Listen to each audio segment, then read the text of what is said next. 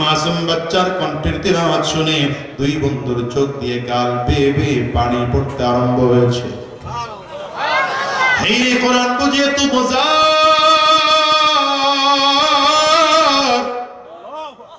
কোরআন বুঝিয়ে তো মজার, কোরআন বুঝিয়ে তো মজার।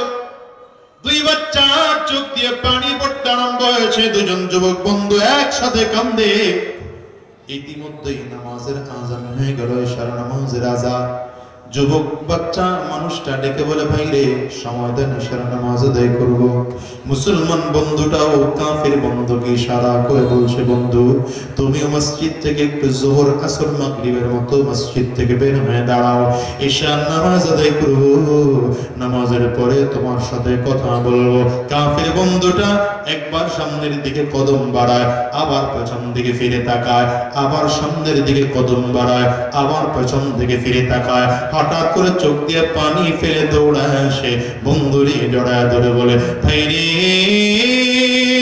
জোহরের আজান হলো, আমারে মসজিদ থেকে বের করে দিলা, তোমরা দুজন অন্যান্য মুসল্লিদেরকে নিয়ে নামাজ আদায় করলা, আসরের সময় আমাকে বের করে দিলা, মাগরিবেও আমাকে বের করে দিলা, ইশার আজান হয়ে গেল, আমারে বের করে দিতে চাও, তোমরা মুসল্লিদেরকে লইয়া নামাজে দাঁড়ায় যাইবা, আমারে কি তোমাদের সাথে মুসল্লি বানাইয়া নামাজ কি দাঁড় করায় নেওয়া যায় না? কাফির বন্ধুটা বলে, কেমনে নামাজে দাঁড়াবো? তুমি তো বেঈমান অবস্থায় আছো। কাফির বন্ধুটা চোখের পানিগুলো ফেলে পড়ে, কেন আমি বেঈমান, কেন আমি বেঈমান? আরে কোরআনের উপরে আমারও মহাব্বত তৈরি হয়ে গিয়েছে, আমি তো পবিত্র অবস্থায় আছি, আমি তো পবিত্র অবস্থায় আছি, হাতটা বাড়িয়ে দিলাম, কালিমা পড়ে দাও না, কালিমা পড়ে দাও, আমিও মুসলমান হয়ে যাব, একই সাথে নামাজ আদায় করব। মুসলমান বন্ধুর সাথে সাথে হাতে হাত থেকে কালিমা পড়াতে শুরু করেছে, নামাজ শুরু হয়ে গেল, নামাজে দাঁড়িয়ে গেলেন কাফির বন্ধুটা। পুরো নামাজে দাঁড়িয়ে চোখের পানিগুলো ফেলে ফেলে কান্না করে নামাজ শেষ হয়ে গেল। একবার বাচ্চাটাকে বুকের সাথে জড়ায় ধরে, আরেকবার মুসলমান বন্ধুটাকে বুকের সাথে জড়ায় ধরে, আর বলে, কি তেলাওয়াত আমারে শুনিয়েছ এতদিন, এই কোরআনের বিরোধিতা করলাম, এতদিনই কোরআন পড়াইছে, আমি বুঝতে পারিনি এই কোরআনে যদি এত মজা হয়, তাইলে এই কোরআনের ধর্ম ইসলাম ধর্মের না জানি কত মজা। জিন্দাবাদ জিন্দাবাদ ইসলামী মৌলবাদ, মূল ছাড়া সব ভ্রান্তবাদ, মুর্দাবাদ মুর্দাবাদ জিন্দাবাদ জিন্দাবাদ ইসলামী মৌলবাদ, মূল ছাড়া সব ভ্রান্তবাদ, মুর্দাবাদ মুর্দাবাদ জিন্দাবাদ জিন্দাবাদ। দুপাওয়ালা পশুরা মানুষ থেকে পড়ছে বাদ, শত্রুর বলে শিখে নিজের বাপকে বলছে মৌলবাদ। দুপাওয়ালা পশুরা মানুষ থেকে পড়ছে বাদ, শত্রুর বলে শিখে নিজের বাপকে বলছে মৌলবাদ। জন্ম মৃত্যু সবই ওদের, মূল ছাড়া তাই নাই কঠিন, ধর্মে নাস্তিক জন্মে যার ছুটছে ওরা দিক বিধি, মূল ছাড়া সব পরগাছা আর রস ভ্রান্ত মতবাদ, মূল ছাড়া সব পরগাছা আর রস ভ্রান্ত মতবাদ। মানুষ নাকি বানর জাতি, ডারউইনের ভ্রান্তবাদ। জিন্দাবাদ জিন্দাবাদ ইসলামী মৌলবাদ, বলেন না তো জিন্দাবাদ জিন্দাবাদ ইসলামী মৌলবাদ। মূল ছাড়া সব ভ্রান্তবাদ, মুর্দাবাদ মুর্দাবাদ জিন্দাবাদ জিন্দাবাদ। এজন্য কোরআনের পক্ষে থাকবেন না বিপক্ষে, আলেমদের পক্ষে না জালেমদের পক্ষে, মসজিদের পক্ষে না ইসকনের পক্ষে, ঢাকার পক্ষে না দিল্লির পক্ষে। মুসলমান উলামায়ে কেরামদের পক্ষে থাকতে গিয়ে, মাদ্রাসা মসজিদের পক্ষে থাকতে গিয়ে, কোরআনের পক্ষে থাকতে গিয়ে যদি এই বাংলাদেশে আবার উলামায়ে কেরামদের ডাক আসে, আলহামদুলিল্লাহ এখন তো উলামায়ে কেরাম এক প্ল্যাটফর্মে আসা শুরু হয়েছে। সব উলামায়ে কেরাম যখন ঐক্যবদ্ধ হয়ে আপনাদেরকে আবার ডাক দিবেন, আবার মায়েদের নামবো, আবার রক্ত ছড়াবো, আবার জীবন দেব, এই বাংলাদেশে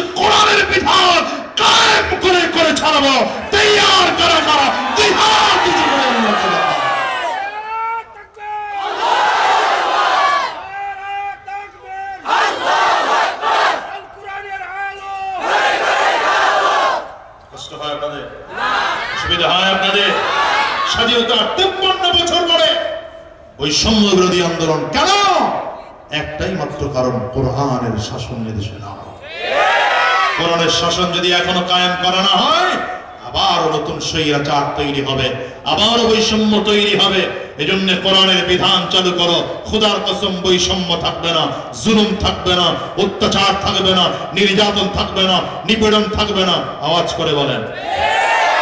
তো মানুষের আকল দ্বীনের পথে চলার জন্য যথেষ্ট নয়, এজন্য আল্লাহ তাআলা কোরআন দিয়েছেন। বলেন কোরআন কেন দিয়েছেন? মানুষের আকল দ্বীনের পথে চলার জন্য। মাথা নিচের দিকে দিয়ে জিম দিয়ে কথা বলেন। মানুষের আকল দ্বীনের পথে চলার জন্য যথেষ্ট নয়, এজন্য আল্লাহ কি দিলেন? কোরআন দিয়েছেন। এই কোরআনকে আবার বোঝার জন্য, বোঝানোর জন্য আল্লাহ নবী পাঠিয়েছেন। এজন্য নবীজি নিজেই বলেন, বুইসতু মুআল্লিমা, গোটা জাতির জন্য আমাকে উস্তাদ বানিয়ে জমিনে পাঠানো হয়েছে। নবী আমাদের উস্তাদ। আজকের ময়দানে আমরা যারা কথা বলতেছি, আপনারা শুনতেছেন, আমিও নবীর ছাত্র, আপনারাও নবীর ছাত্র। আমার আগে মাহফিলে যিনি কথা বলেছেন তিনিও নবীর ছাত্র। আমার পরে যারা কথা বলবেন তারাও নবীর ছাত্র। আওয়াজ করে বলেন ঠিক কিনা? সাহাবায়ে কেরাম ছিলেন আমার নবীর ডাইরেক্ট ছাত্র, আমরা ইনডাইরেক্ট ছাত্র। আমার নবীকে আল্লাহ তাআলা উস্তাদ বানিয়ে পাঠিয়েছেন। এইজন্য মুসলমান উস্তাদের মাধ্যমে কোরআনুল কারীমকে বোঝো, কোরআনুল কারীম বুঝে সে অনুযায়ী নিজের জীবনকে পরিচালনা করো। জান্নাতি মানুষ হইয়া জমিন থেকে বিদায় হও। হ্যাঁ, দুনিয়াতে মানুষ হয়ে যারা দুনিয়াতে আসবে, এরা কেউ দুনিয়ায় থাকবে না। সব জমিন ছেড়ে একদিন চলে যেতে হবে। আদম আলাইহিস সালাতু ওয়াস সালাম জমিনে থাকতে পারেন নাই, দাউদ আলাইহিস সালাম জমিনে থাকতে পারেন নাই, মুসা আলাইহিস সালাম জমিনে থাকতে পারেন নাই। সেই ধারাবাহিকতায় রাহমাতুল লিল আলামিন জমিনে থাকতে পারেন নাই। নবীও জমিন থেকে বিদায় হয়ে গেলেন। তবে নবী যদিও জমিন থেকে বিদায় হয়েছেন, বিদায় হজের ভাষণে গোটা সাহাবায়ে কেরামদেরকে শুনিয়েছেন। সাহাবায়ে কেরাম সব নবীরা জমিন থেকে বিদায় হয়ে যাবে, আমি নবীও জমিন থেকে বিদায় হয়ে যাব। তবে আমি বিদায় হওয়ার আগে আগে তোমাদের কাছে দুটো জিনিস বলে গেলাম। অন্যান্য নবীদের বিদায়, আমি নবীর বিদায় কিন্তু এক নয়। অন্যান্য নবীরা জমিন থেকে বিদায়, তাদের ধর্ম জমিন থেকে বিদায়। অন্যান্য নবীরাও জমিন থেকে বিদায়, তাদের ধর্মীয় গ্রন্থ জমিন থেকে বিদায়। আমি নবী যদিও জমিন থেকে বিদায় হয়ে যাব, আমি নবীর ধর্ম জমিন থেকে বিদায় হবে না। আমি নবী যদিও জমিন থেকে বিদায় হয়ে যাব, আমি নবীর ধর্মীয় গ্রন্থ জমিন থেকে কোনদিন বিদায় হবে না। তারাকতু ফীকুম আমরাইন লা তাদিল্লু মা তামাসসাকতুম বিহিমা কিতাবাল্লাহ ওয়া সুন্নাত রাসূলি। নবী আমার বলেন, আমি নবী তোমাদের মাঝে দুটো জিনিস রেখে গেলাম। যদিও আমি নবী জমিন থেকে বিদায় হয়ে গেলাম, তবে আমি নবী তোমাদের মাঝে দুটো জিনিস রেখে গেলাম। এই দুটো জিনিসকে যদি মজবুত করে ধরে রাখতে পারো, জীবনভর কোনোদিন তোমরা পথভ্রষ্ট হবে না। এর মধ্যে এক নম্বর হলো কোরআন, দ্বিতীয় নম্বর আমার নবীর সুন্নাহ। আজকে পরিবারের মধ্যে কোরআন চালু নাই, নবীজির সুন্নাহ চালু নাই, পরিবারের মধ্যে অশান্তি, সমাজের মধ্যে কোরআন চালু নাই, নবীজির সুন্নাহ চালু নাই, সমাজের মধ্যে অশান্তি। রাষ্ট্রের মধ্যে কোরআন নাই, নবীজির সুন্নাহ চালু নাই, রাষ্ট্রের মধ্যে অশান্তি। আর এমনি সিরতি সুরতি, পোশাক ব্যবহার, আচার ব্যবহার, সব জায়গায় কোন জায়গায় আমার নবীর আদর্শ নাই, কোরআনুল কারীম দিয়ে দেশ চালন শাসন করা হয় না। এই জন্য সব জায়গায় অশান্তি। যদি আবার আমার নবীর কোরআন আর নবীর সুন্নাহ দিয়ে এদেশ পরিচালনা করা হয়, আল্লাহর কসম শান্তি নতুন করে আসতে বাধ্য। হ্যাঁ, সমাজের মধ্যে একদল মানুষ এখনো খুঁজে পাওয়া যাবে যারা এদেশে কোরআনের বিরোধিতা করে, ইসলামের বিরোধিতা করে, কোরআনকে সমাজ থেকে বিতাড়িত করে দিতে চায়। ওরা যদিও কোরআনকে মিটিয়ে দিতে চায়, বলেন তো কোরআন মিটাতে পারবে নাকি? কোরআন হেফাজতের দায়িত্ব কে নিয়েছেন? চিৎকার করে জোরে বলেন, হেফাজতের দায়িত্ব কার? সবাই আঙ্গুলটা উঁচা করে চিৎকার করে বলেন কার? আরো জোরে বলো কার? আল্লাহর কোরআনের হেফাজতের দায়িত্ব। সুতরাং আমাদের আর কোনো কিছু করার প্রয়োজন নাই, আমরা শুধু খাবো আর ঘুমাবো। হ্যাঁ, আমাদের কিছু করণীয় আসেনি। কি করণীয় আছে? ছোট্ট কথা বললে আপনারা বুঝবেন। রিজিকের মালিক কে? চাকরি করেন কেন? না খাবারের জন্য না, আমি চাকরি করি এই জন্যে। চাকরি করার কারণ হলো আল্লাহ তাআলার সিস্টেম হচ্ছে আল্লাহ তাআলা ডাইরেক্ট রিজিক আমার করে দিবেন না, চাকরির মাধ্যমে রিজিক আমার করে দিবেন। রিজিকের মালিক আল্লাহ, তারপরে ব্যবসা করি কারণ ব্যবসার মাধ্যমে আল্লাহ আমাকে রিজিক দিবেন।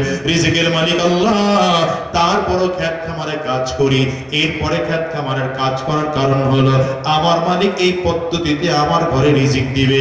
আমি এটা বিশ্বাস করি না যে মা গজে চলে এসেছে এই জন্য ফসলাদি ভালো হয়েছে।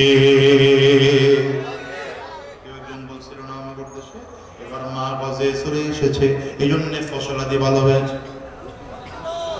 আমরা চাকরি করি, ব্যবসা করি, খাত খাবার করি, কাজকর্ম করি, সব করি, কিন্তু মনে প্রাণে বিশ্বাস করি রিজিকের মালিক কে। মাথার ঘাম পায়ে ফেলে কষ্ট করি, তারপর বিশ্বাস করি রিজিকের মালিক আল্লাহ। কারণ আল্লাহ তাআলা যদি চান হাজার কষ্ট করার পরেও রিজিক আমার ঘরে আসবে না।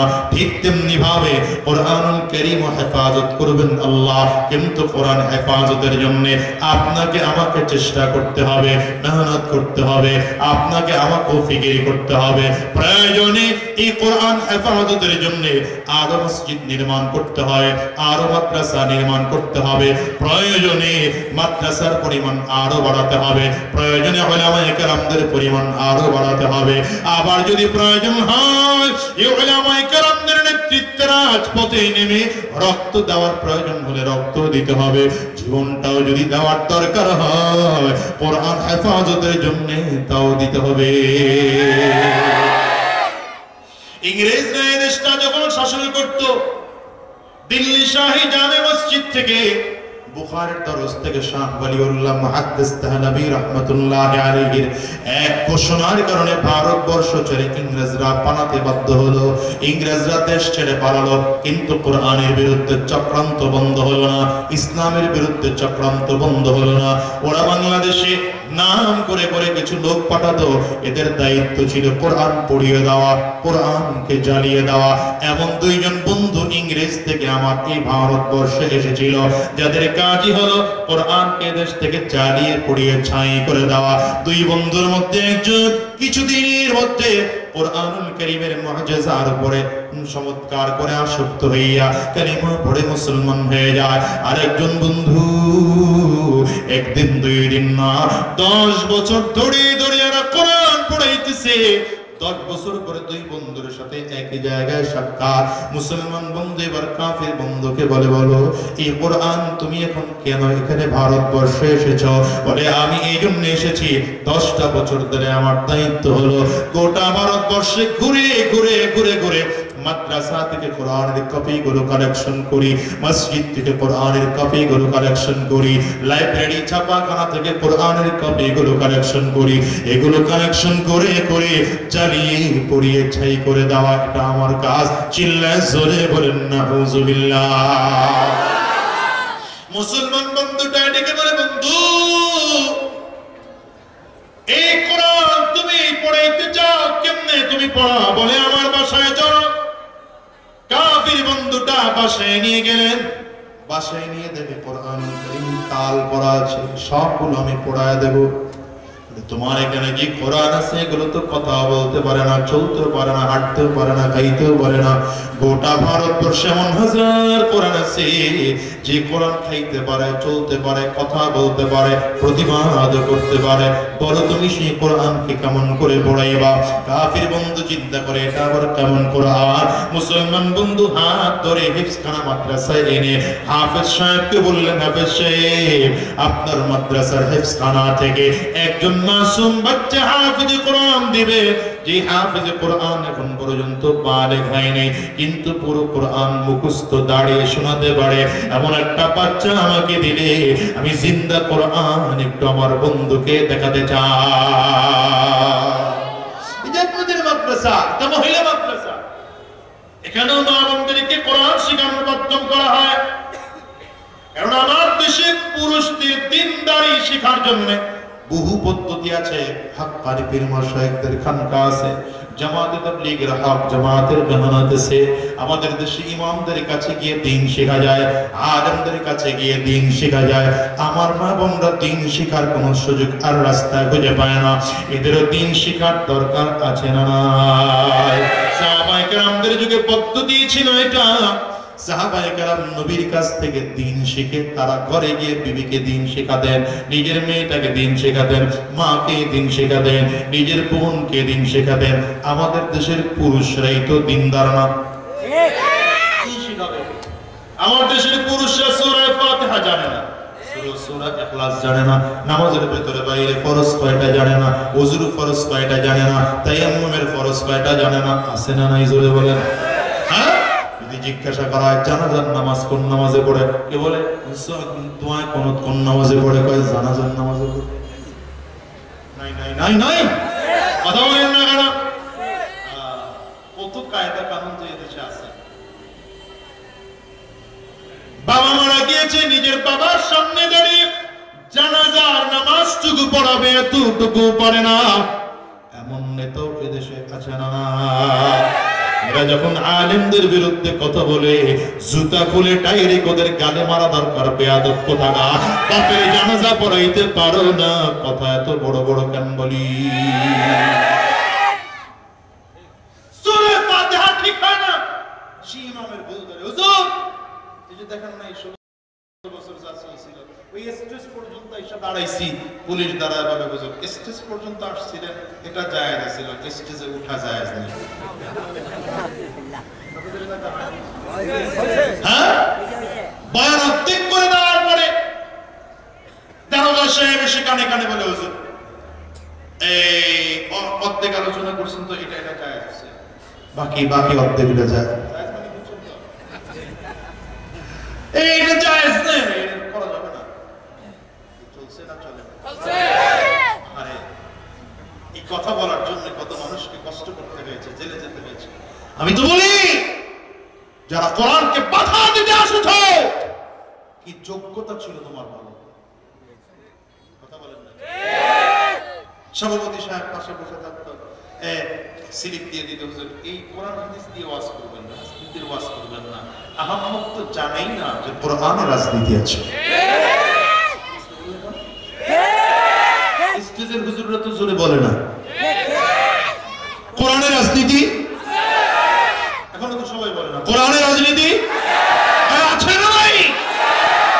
এখনকার রাজনীতি পচা হলো কেন? এখনকার রাজনীতিতে চোর কেন, ডাকাত কেন, গুন্ডা কেন, বদমাশ কেন? এখনকার রাজনীতি কোরআন দিয়ে করা হয় না, এই জন্য রাজনীতিতে চোর ঢুকেছে, ঠিক কিনা বলো? এখনকার রাজনীতিতে উলামায়ে কেরামদেরকে দেওয়া হয়, আর উলামায়ে কেরাম যদি রাজনৈতিক ময়দানে নামেন, তো এই রাজনীতি কোরআন দিয়ে হবে। সেই রাজনীতির যারা জুলুম হবে না, অত্যাচার হবে না, অন্যায় হবে না, নির্যাতন হবে না, শান্তির বার্তা বয়ে আসবে সে রাজনীতি। এখন তো রাজনীতি হলো দুর্নীতি, জালিয়াতি, শোষণ নীতি, পেট নীতি, এগুলো দিয়ে রাজনীতি। কথা বলে না, কথা বলে না? জালিয়াতি, শোষণ নীতি, পেট নীতি আর দুর্নীতি, এ সকল মিলিয়ে হলো বর্তমানের রাজনীতি। এখন মুসলমান বন্ধু কাফির বন্ধুকে দেখাবে, এই জন্য মাদ্রাসায় নিয়ে গেল। মাদ্রাসায় নিয়ে বলছে হাফেজ সাহেব একজন হাফেজ দেন, যিনি এখনো বালেগ হয় নাই, যারা আমলনামা গুনাহ লেখা হয় নাই, এমন একজন হাফেজ দিবেন আমাকে, পুরো কোরআন যেন শোনাতে পারে লোকমা ছাড়া। আলহামদুলিল্লাহ পাওয়া গেল ছোট একটা বাচ্চা। এই বাচ্চাকে বলে আমাদেরকে কোরআন শোনাইতে পারবা? বলে অবশ্যই পারবো। তাহলে শোনাও। ছোট বাচ্চা বলছে আমি এমনিতেই শোনাই না, শোনাতে হলে আমার কিছু শর্ত আছে। মাহফিলের শেষে যাওয়ার সময় সুবহানাল্লাহ বলে না, এখন সুবহানাল্লাহ বললে আবার গুনাহ তো আখিরি মোনাজাত হয়ে যায়, এরপরে সুবহানাল্লাহ বললেও চলবে, অসুবিধা নেই। এই বাচ্চা বলে আমার কিছু শর্ত আছে। বলে কি শর্ত? বলে 1 নম্বর শর্ত, আপনাদের দুজনকে গোসল করতে হবে, পাক হতে হবে, পবিত্র হতে হবে, দুজনকেই পবিত্র কাপড় পরিধান করে মসজিদে কিবলামুখী হয়ে বসতে হবে। দুজন শর্তে রাজি হয়ে গেল, মাসুম বাচ্চাদের তিলাওয়াত শুরু করেছেন, আলহামদুলিল্লাহি রাব্বিল আলামিন। ফজরের নামাজের পরে নাস্তা শেষে তিলাওয়াত শুরু হয়েছে, সূরা ফাতিহা থেকে তিলাওয়াত। সূরা ফাতিহা থেকে তিলাওয়াত আরম্ভ হয়েছে মাসুম বাচ্চার কণ্ঠে। সূরা ফাতিহা তিলাওয়াত শেষ হলো, সূরাতুল বাকারা তিলাওয়াত শুরু হলো।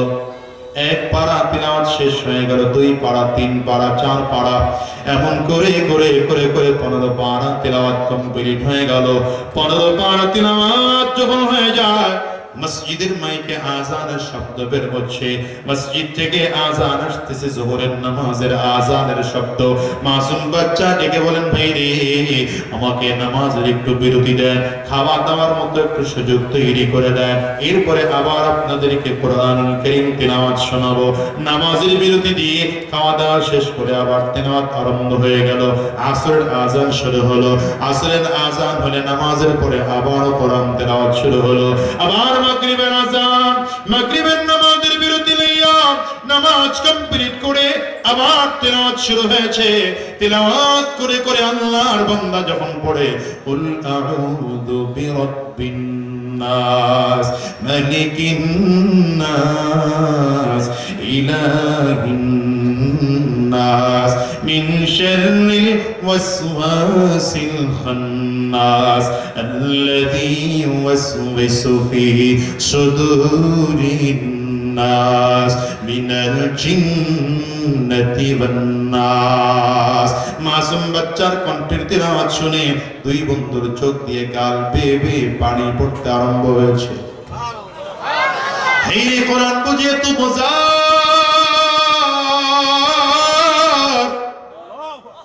কোরআন বুঝিয়ে তো মজার, কোরআন বুঝিয়ে তো মজার।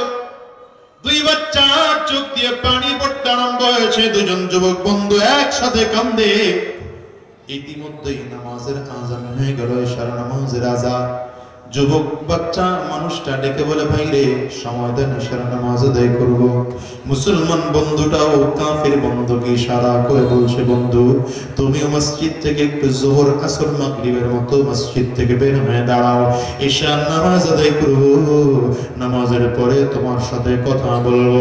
কাফির বন্ধুটা একবার সামনের দিকে কদম বাড়ায়, আবার পেছন দিকে ফিরে তাকায়, আবার সামনের দিকে কদম বাড়ায়, আবার পেছন দিকে ফিরে তাকায়। হঠাৎ করে চোখ দিয়ে পানি ফেলে দৌড়ায় আসে, বন্ধুরে জড়ায় ধরে বলে, ভাই রে, যোহরের আযান হলো, আমারে মসজিদ থেকে বের করে দিলা, তোমরা 2জন অন্যান্য মুসল্লিদেরকে নিয়ে নামাজ আদায় করলা, আসরের সময় আমাকে বের করে দিলা, মাগরিবেও আমাকে বের করে দিলা, ইশার আযান হয়ে গেল, আমারে বের করে দিতে চাও, তোমরা মুসল্লিদেরকে লইয়া নামাজে দাঁড়ায় যাইবা, আমারে কি তোমাদের সাথে মুসল্লি বানাইয়া নামাজ কি দাঁড় করায় নেওয়া যায় না? কাফির বন্ধুটা বলে, কেমনে নামাজে দাঁড়াবো? তুমি তো বেঈমান অবস্থায় আছো। কাফির বন্ধুটা চোখের পানিগুলো ফেলে পড়ে, কেন আমি বেঈমান, কেন আমি বেঈমান? আরে কোরআনের উপরে আমারও মহাব্বত তৈরি হয়ে গিয়েছে, আমি তো পবিত্র অবস্থায় আছি, আমি তো পবিত্র অবস্থায় আছি, হাতটা বাড়িয়ে দিলাম, কালিমা পড়ে দাও না, কালিমা পড়ে দাও, আমিও মুসলমান হয়ে যাব, একই সাথে নামাজ আদায় করব। মুসলমান বন্ধুর সাথে সাথে হাতে হাত থেকে কালিমা পড়াতে শুরু করেছে। নামাজ শুরু হয়ে গেল, নামাজে দাঁড়িয়ে গেলেন কাফির বন্ধুটা। পুরো নামাজে দাঁড়িয়ে চোখের পানিগুলো ফেলে ফেলে কান্না করে নামাজ শেষ হয়ে গেল। একবার বাচ্চাটাকে বুকের সাথে জড়ায় ধরে, আরেকবার মুসলমান বন্ধুটাকে বুকের সাথে জড়ায় ধরে, আর বলে, কি তেলাওয়াত আমারে শুনিয়েছো এতদিন, এই কোরআনের বিরোধিতা করলাম, এতদিনই কোরআন পড়াইছে, আমি বুঝতে পারিনি এই কোরআনে যদি এত মজা হয়, তাইলে এই কোরআনের ধর্ম, ইসলাম ধর্মের না জানি কত মজা। আমি তো এই মজা আরো আগে পাইলে আরো আগে মুসলমান হয়ে যাইতাম। এবার কাফের বন্ধুটা মাত্র যিনি মুসলমান হলো, পূর্ণ বন্ধুর হাতটা ধরে বলে, ভাইরে আমি আর আমার এলাকায় কোনোদিন ফিরে যাব না, আমি এখন থেকে ভারতবর্ষে থাকবো, কোরআনের পক্ষে কাজ করব।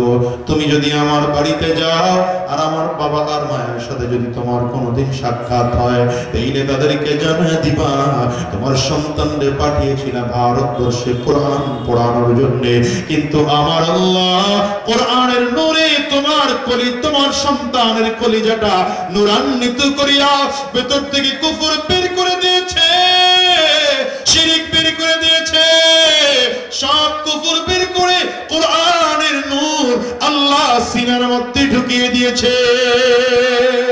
এজন্য বলে যে যুবক, কোরআনের নূর কলিজার মধ্যে ঢুকাও, কোরআনের মহব্বত কলিজার মধ্যে ঢোকাও, কোরআনের বিরুদ্ধে করতে শোনা, কোরআনের বিরোধিতা করো না। যারা কোরআনের বিরোধিতা করে ওরা দুনিয়ায় থাকতে পারেনি, কেউ দুনিয়ায় থাকতে পারবেও না।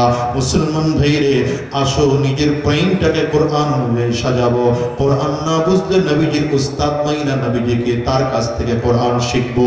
নবী নাই সাহাবীদের কাছ থেকে শিখবো, সাহাবী নাই তাবেঈনদের কাছ থেকে শিখবো, তাবেঈন নাই তাবেঈনদের কাছ থেকে কোরআন শিখবো, তারাও নাই আইম্মা মুজতাহিদিনদের কাছ থেকে কোরআন শিখবো, তারাও নাই উলামায়ে মুতাকাদ্দিমিনদের কাছ থেকে কোরআন শিখবো, তারাও নাই উলামায়ে মুতাআখিরিনদের কাছ থেকে কোরআন শিখবো। তারাও যদি না হয়, এই যুগের হাক্কানি উলামায়ে কেরামদের কাছে থেকে থেকে কোরআনের সবক গ্রহণ করব।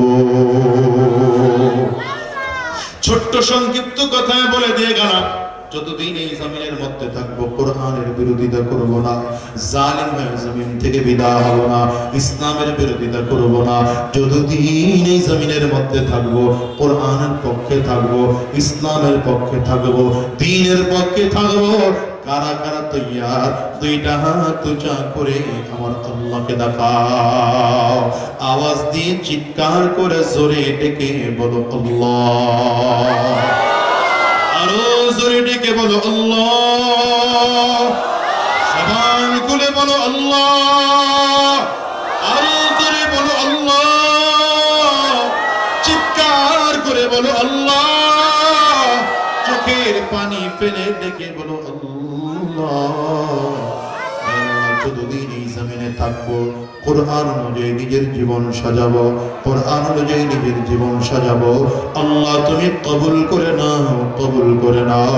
জবান খুলে বলো আমিন, আর জোরে আওয়াজ দিয়ে বলো আল্লাহুম্মা আমিন।